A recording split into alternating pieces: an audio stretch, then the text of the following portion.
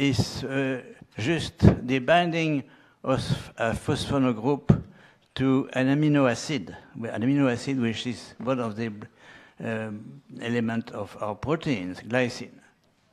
So it's very simple to synthesize, and now is produced in 100,000 tons in several countries and used in the same country, but also exported throughout the world.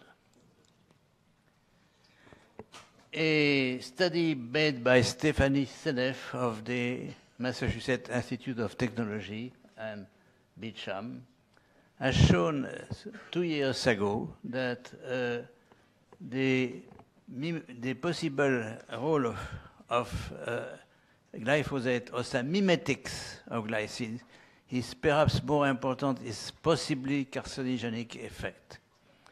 And without reading all of this, I'll just summarize in saying that it could intervene in the function of our brain and act to change some neuromédiator. So I think this is neglected, but we should know that everybody of us has probably glyphosate in his proteins, and I think some study on the urine content of glyphosate in children should reveal some very alarming facts.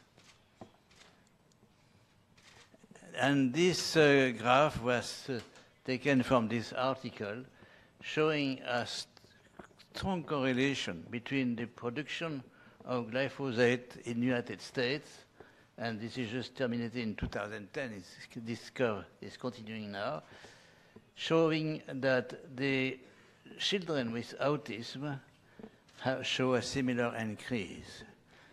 And this is very alarming.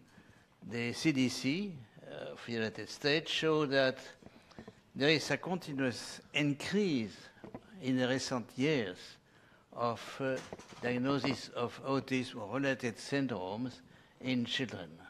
Now it's 1 in 28 for boys and 1 in 18 girls. So this is something which is a fact. Of course, whatever the cause, this is a fact. We have to consider, because if this curve is continuing, even all the new generation of children, or new generation, or future, is maybe dysfunctioning because of some cause, of course. So this is perhaps one cause, but correlation does not mean causality. I'm not saying that glyphosate is causing autism, but it may participate to a very complex disease which has probably several factors.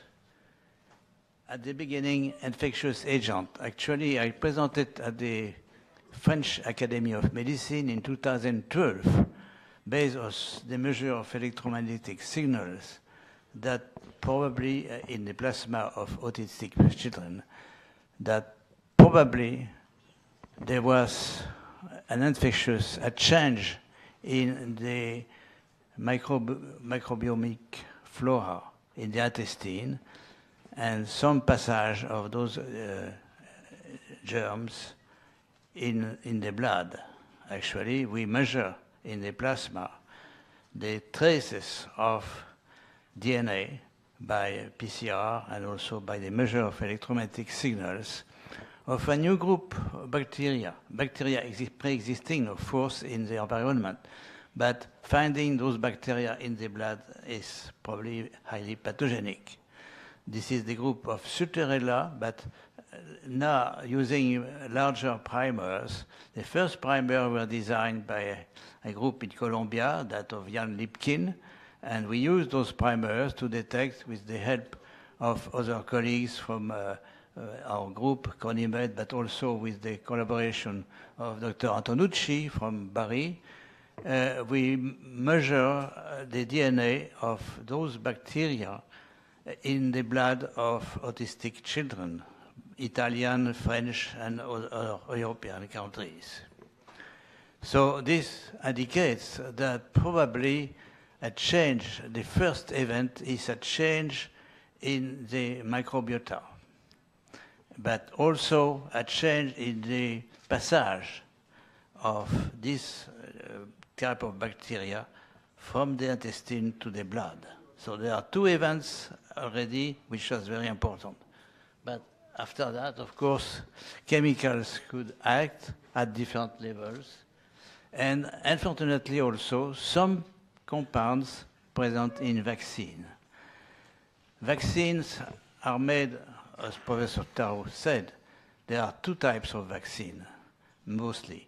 Vaccine using attenuated live viruses, which are made in culture of human cells. And vaccine now which are recombinant, mostly